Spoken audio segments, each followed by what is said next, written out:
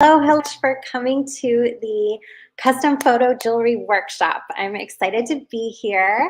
I'm just going to set up a slide here on Instagram. I'm doing Instagram and Facebook today, so this should be really interesting.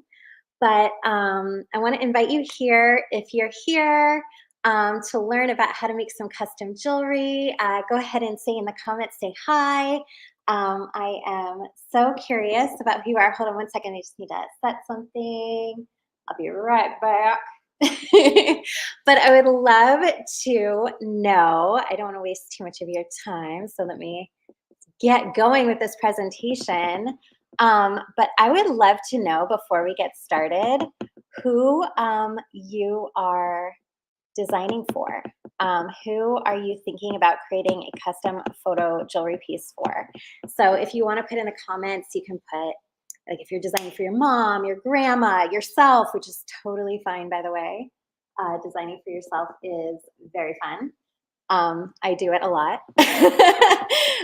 But yeah, I would love to know who you are excited to design for and what you're thinking about doing. Also, if you tell me where you are watching from, I'd love to know because I'm always really curious, like where people are at. So yeah, so welcome. I'm so glad you're here. My name is Morgan. Sorry, I forgot to introduce myself. My name is Morgan. I'm the owner and designer at Foterra Jewelry. I am the expert in custom photo jewelry. So I hope today you guys, oh, from Japan. Somebody is coming in from Japan. That's awesome. Oh, I haven't been to Japan in so long. I miss it. We used to go to the Honkyu show. It's a department store in Japan. And oh my gosh, it was so much fun. I loved going every year. So yeah, welcome. That's great. So yeah, I would love to know who you're designing for, what you're kind of thinking about doing. Yeah, and then if you have any questions during this presentation, I will answer them at the end, but feel free to type them into the chat. I will be checking periodically, but I'll definitely leave some time at the end to answer questions. I can like scroll through and make sure that your questions get answered. So yeah, let me get started. So let's see, let me change some things here. So yeah, we are gonna learn about the 5 things to look for when you're designing a jewelry piece. And you're gonna be like, oh my gosh, 5 things, that's a lot. Don't panic. It's not, it's not a lot, but they're tiny things. They're tiny things that you can, little tweaks, little things to look for when you're designing. So don't panic. It's going to be a lot of fun as we go through this. So yeah, so 5 things to search for. So first, you're going to want to look for simple scenes. So what do I mean by that? If you're a photographer or an artist, you might know about the rule of thirds. It's when you break down your composition, your photo, your painting into 3 sections. You got the foreground, which is the front part, the midground, middle, and the background, back. So as you can see, this photo has been broken down into those 3 areas. And you can kind of see how it makes a complete image. And this is great when you are taking a photo and you're planning on hanging it on your wall. That's great. However, when you're designing a teeny tiny jewelry piece, you want to forget all that. So what you want to focus on in your teeny tiny jewelry piece is the subject. You want to think about, what am I trying to convey in this? Because you're only going, it's going to be this big, this big, very small. And so you want to think about what do I want to show? What do I want this to look like? What do I want to convey? What essence do I want to put into this piece? And so you want to choose either that subject, that thing, that one thing, not the entire thing, that one thing, and make sure you get that into the piece. So not everything. So this goes into my next point, which is choosing the best section for your jewelry piece. And let me pull up another slide here. So when you go to design your piece, you want to just make sure that you include, you don't have to include everything. You don't make sure, but just you don't need to include the entire image inside your jewelry piece. So for example, with this, I went ahead and I just kind of moved the image around, kind of thought about where I wanted to put everything. And I chose the best area of the photo because this photo, it doesn't really have a foreground subject. It doesn't have a subject per se. There's no one thing to look at. So I kind of chose the most interesting areas of the photo. And that's okay too. It doesn't have to be, there doesn't have to be that one subject. It could be just a really cool area or a neat pattern or something kind of like this design here. And as some of you might know, if you're familiar with our jewelry, we are known for our sunsets. So our jewelry looks, our jewelry looks great with sunset photos. And so in this example here, you'll see this sunset and it's really pretty and it's really ethereal and it's got nice purples and pinks and yellows and it's so cute and pretty. And then you go to put it in a jewelry piece. And this is what it looks like. It's just like a white blob. So I have a technique for capturing the most color in your sunset. And it actually happens before you go and design your jewelry. It happens when you go and take your photo. So the best way to capture your sunset is to actually wait until the sun goes down below the horizon line. So you don't want to do it while the sun is still in the sky. You want to wait until it goes down. And then that is when that explosion of color comes out. And that will give you the best photo and the best photo jewelry. So this, okay, some of you might be saying, that's not a sunset, that's a sunrise. I know that side of Oahu. So don't come at me. It goes for sunrises too. With a sunrise, you want to wait before the sun comes up. That's when the best color is out. So as you can see in this photo, you got that pink, you got that yellow, you got that blue. It's right before the sun comes up. So you want to time it, you want to wait for it. That's what you need to do. Okay. So next, we get a lot of questions about photos of people. And I'm not going to lie, people are tricky in our photo jewelry. It's not easy to capture a person in our photo jewelry. Part of this is because the size of the jewelry, it's so small. And the other part is that our jewelry is translucent. So as you can kind of see in this, in the necklace there, you can kind of tell there's a little translucency to it there. So let me show you an example of choosing a photo that might not be the best option. So this is a really great photo in and of itself. It's a great portrait of this family. They're, wearing their colors that go with the background. I mean, everything kind of fits together.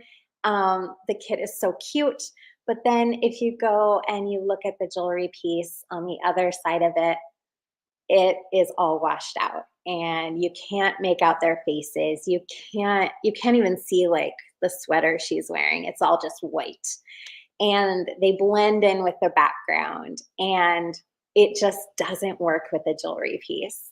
So the best thing that you can do is to choose contrasting colors if you're gonna go with the portrait photography. And this actually goes for, landscapes as well. you want those differentiating, contrasting colors. So, you know, green and red, you'll be able to see those really nicely on a teeny tiny jewelry piece. And they won't get all muddy and washed out if it's all, you know, very similarly colored. So there's that. And then here's an example of a jewelry piece with a portrait with somebody who is wearing contrasting colors to the background that they're in. So she's wearing that red dress with the green background, so she really pops. And then on top of that, you know, she's got the red bow in her hair, so it really, really defines what's happening, even in a tiny, tiny jewelry piece. So something like this, even though it's full light, it's bright out, you'll be able to see the jewelry. You'll be able to see her face. You'll be able to see her body. You'll be able to see everything in that jewelry piece if you choose contrasting colors. So yeah. My favorite way to choose to take a portrait is to use silhouette. So because of the translucency, because of the size of the jewelry, silhouette really stands out. And it's a little trickier to get on your own if you're not a professional photographer, right? So I have a few tips, and you might want to screenshot this for portrait or for taking a silhouette. And I've had people send me some really fun stuff after seeing these tips. So, and making some really great jewelry using these tips. So the first thing you want to do is shoot against the source of light. So you want the light in the back, your people, to be in the middle and the camera on the other side.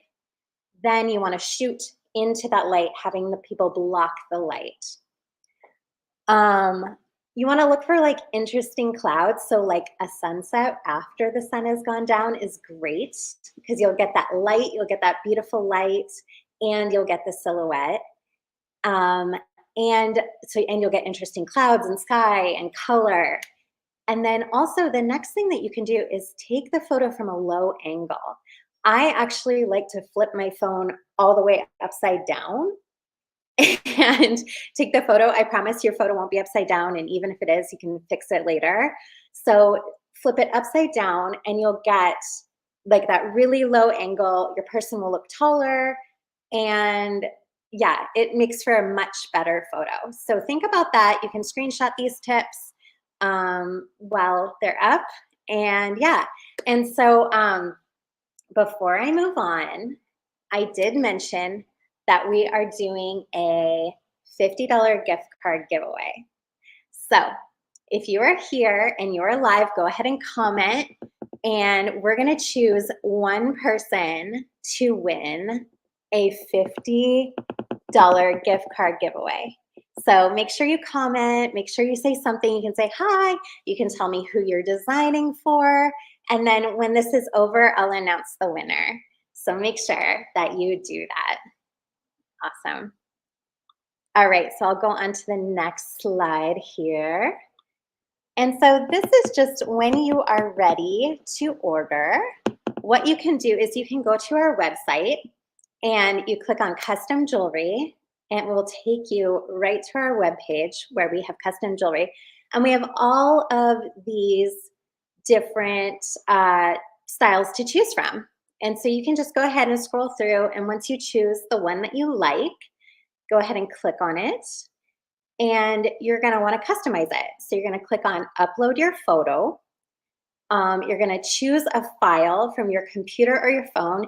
You can do this on your phone. However, it is a little easier to design on the website, on the big computer. So, you know what, if you want to play around on your phone and then head to the computer to like finalize your design, I advise that. It's a little easier to navigate.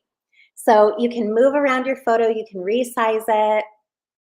And then once you get your pendant or your earring piece, you can go ahead and start designing the card that goes on the back.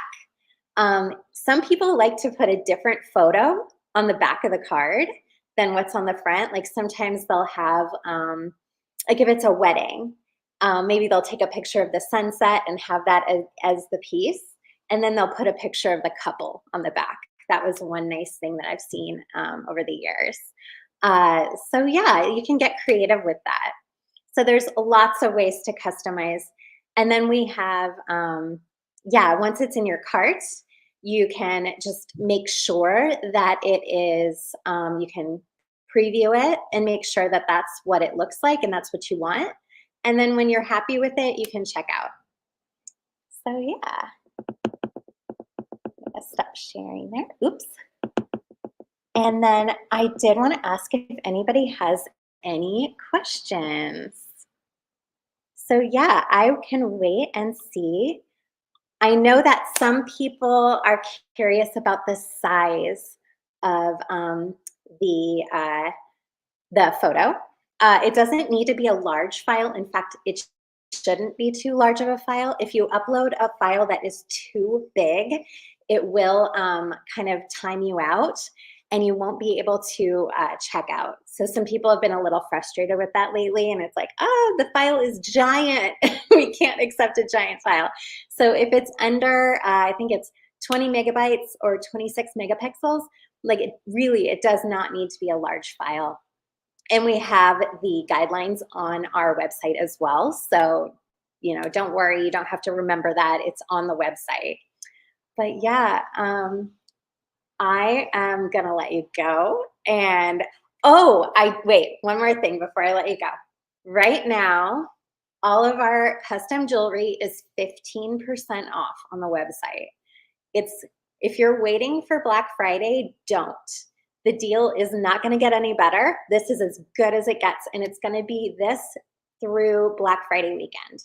So go ahead, get your designs done early, and I'm going to give you a little extra code to use that's only going to be good through this weekend.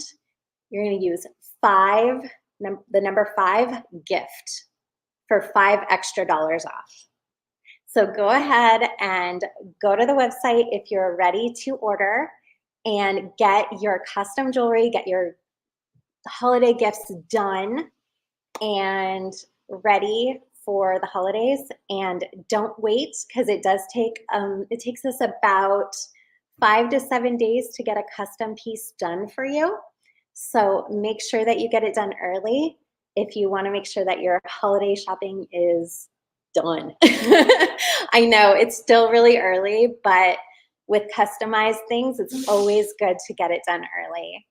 So yeah, if you have any questions, I'm going to be checking comments later. I'm going to repost this video, and I'm happy to answer questions. I'll circle back and look. So if you're watching this as a recording later, I can answer questions in the comments. And thank you so much for joining me. Keep an eye out. I'm going to be picking a winner pretty soon here. And yeah, if there's no other questions, I hope you have an awesome evening. Thank you so much for joining me, and have fun creating your custom designs. All right, have a good one, everybody.